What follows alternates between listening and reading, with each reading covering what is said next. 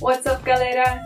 It's Kelsey here, and today I'm going to talk to you about pronunciation.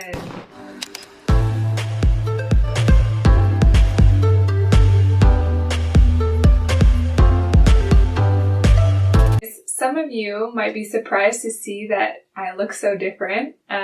Maybe some of you saw in my last live call with Anderson that I cut my hair, but for those of you that haven't seen it yet, I shaved my head completely off 2 months ago, and now it's growing out. I kind of have like a porcupine look going on, but it's growing really fast, and I'm excited to see how it looks as I grow it out.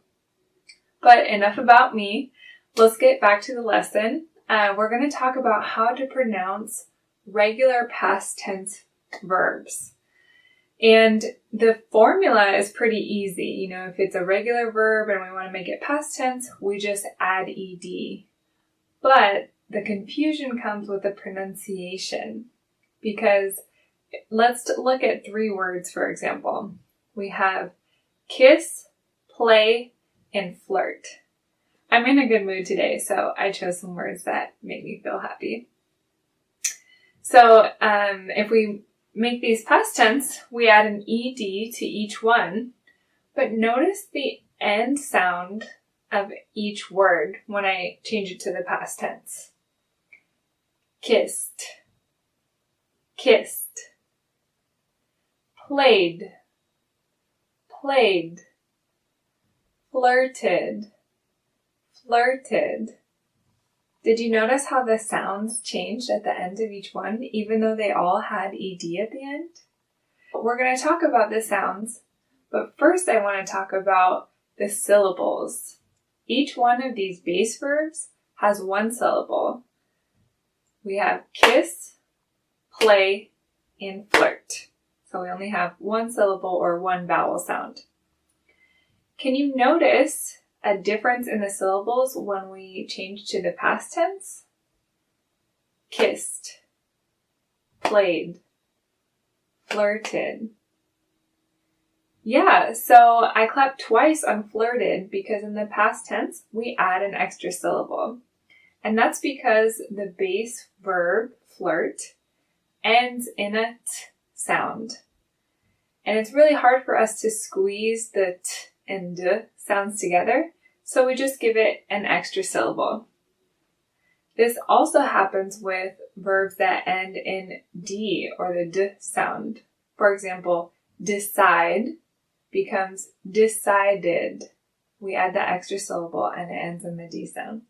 So the first rule of past tense pronunciation is that if the base verb ends in a t or a d sound, then the ending is going to add an extra syllable and we'll have that D sound at the end. Alright, so now that we've talked about flirted, let's talk about kissed and played.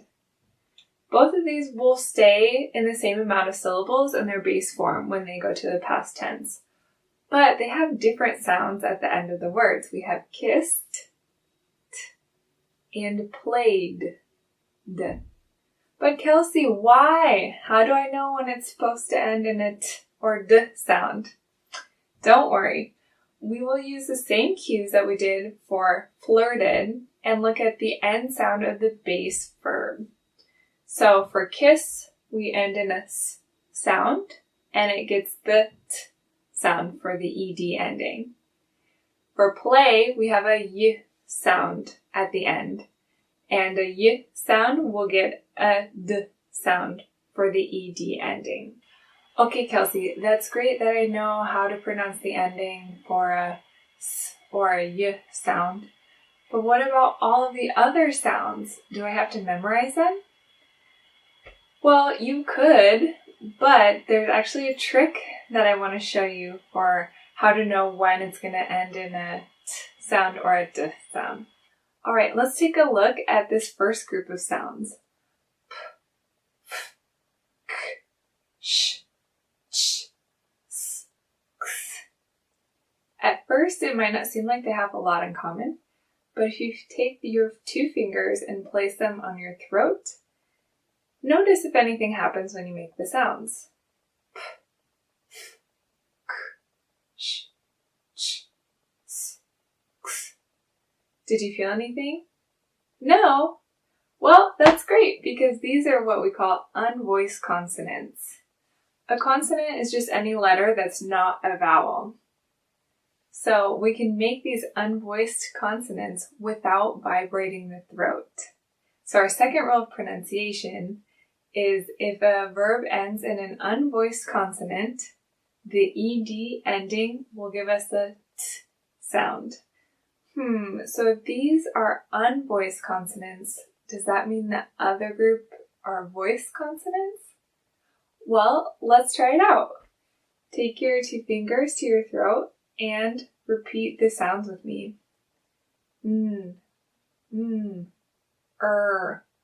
O, z, g, y, w, b, j. Did you feel it vibrate? Yeah, exactly. So these are our voiced consonants. And our third rule of pronunciation is that when the base verb ends in a voiced consonant, then the ed sound is a d sound. I want to look at one more example of verbs that end in the letter Y. So when we have words like try or unify, in the past tense, we trade the Y for an IED ending. And no matter what the last consonant sound is in the verb, it always ends in a d sound and we don't add any more syllables.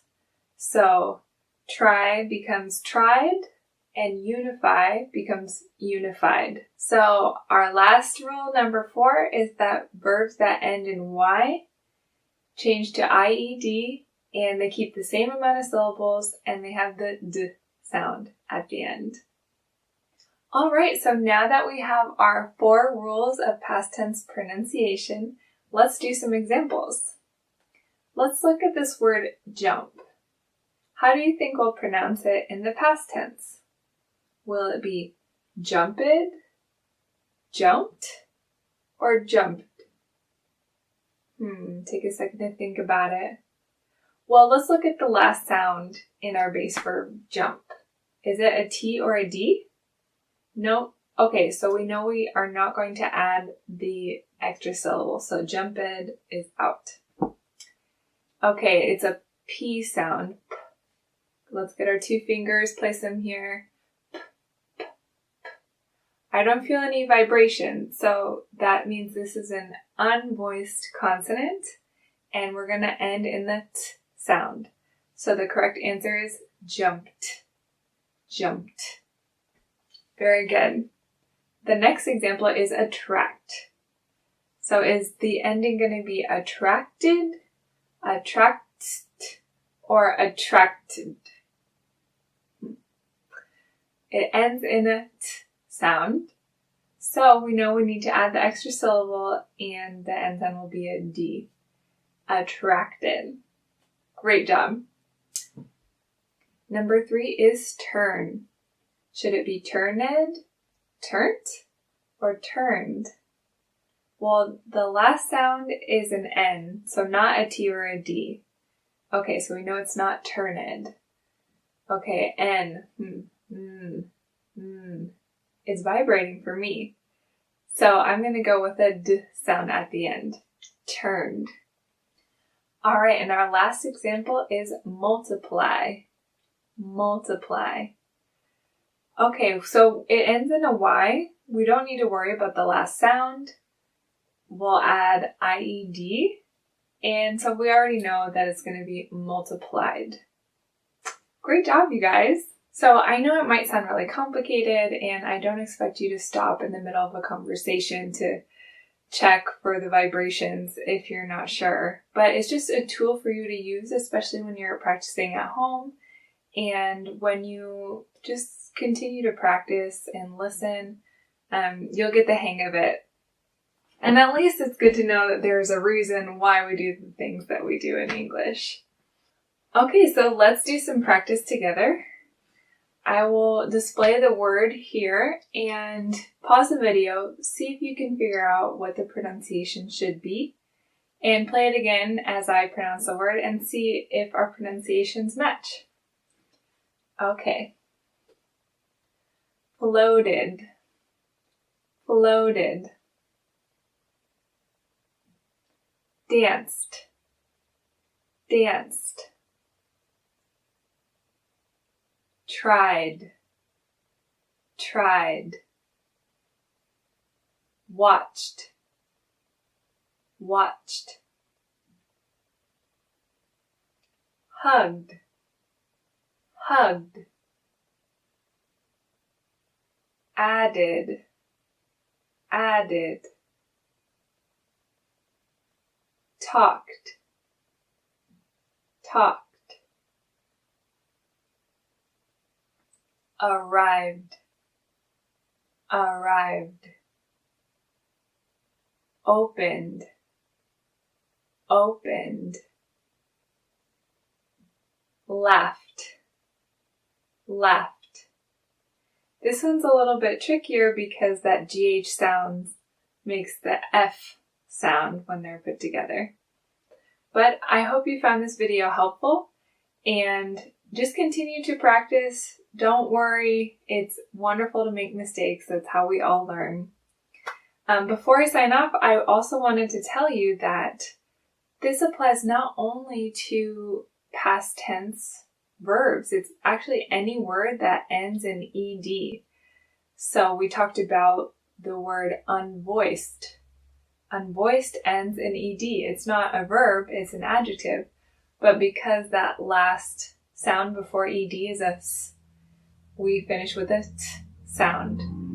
So it's really useful to know this trick. Awesome job, guys. Give yourself a pat on the back for practicing with me today.